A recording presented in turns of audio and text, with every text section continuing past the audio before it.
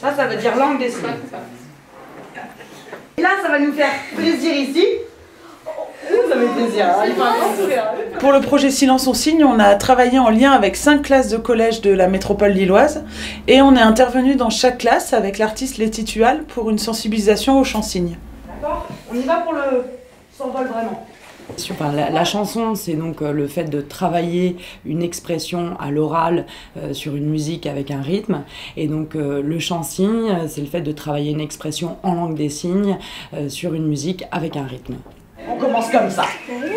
Libre, on va l'avoir avec cette forme-là des mains. D'accord? Pour les deux mains. On a donc 2 objectifs majeurs à ce projet. Le premier, c'est qu'on a constaté que de plus en plus d'enfants sourds étaient en intégration dans les collèges. Via ce projet, on espère ainsi faciliter et favoriser leur venue dans ces structures. Deuxième objectif, c'est vraiment un objectif d'ouverture culturelle, c'est-à-dire permettre à des enfants qui n'en ont peut-être pas l'habitude de participer pleinement à un projet artistique. Moi, je trouvais ça intéressant, ayant des élèves qui arrivent du monde entier, de pouvoir leur apprendre une nouvelle langue. Quelle que soit leur langue de départ, ils peuvent s'exprimer et se comprendre par le geste.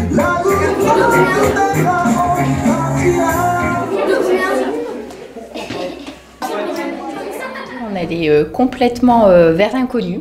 Chant-signe, ok. On savait plus ou moins ce que ça pouvait être pour les sourds.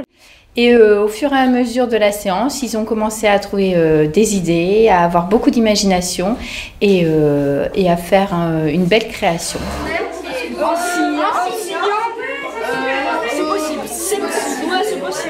Ils ont travaillé donc avec des classes qui se sont pas vues, mais ils ont travaillé chacun leur création. Donc ça va leur permettre aussi de voir ce que des élèves du même âge ont pu penser, créer. Donc c'est aussi pour alimenter leur imaginaire. Et puis la rencontre, et puis qu'ils puissent échanger tous ensemble autour de ce qu'ils auront vécu avec la langue des signes.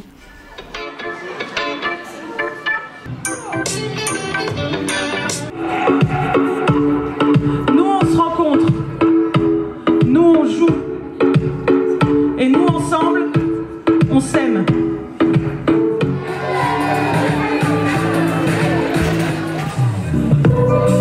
Nous avons des émotions différentes, une apparence différente, des sentiments différents, une culture différente. Et puis ici, c'était quand même assez merveilleux ce qui s'est passé, de les voir tous sur scène, alors qu'ils viennent d'un peu partout, ils ont peut-être même jamais vu de concert de leur vie, et là ils montent sur scène, ils avaient tous la banane, et puis ils ont tous assuré. Venez, venez, venez faire la fête ensemble, c'est le voyage imaginaire. Être libre comme un oiseau s'envoler,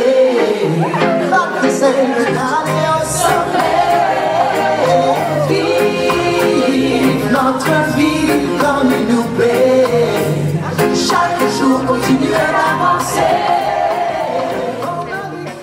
Une salle de spectacle. Plus précisément, quel type de spectacle on propose ici ?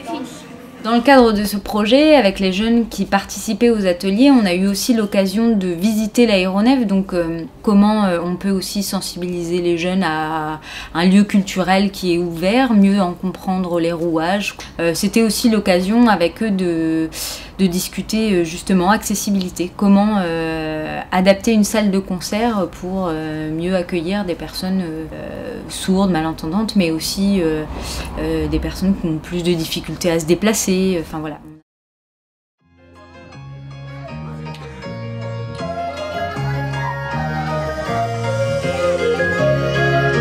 Lille, est-ce que ça va? Je n'aurais pas la prétention de te dire attention, c'est un classique. Afrique de l'Ouest dans le sang, j'ai mes souvenirs d'antan, le wesh, wesh, comme un dingue.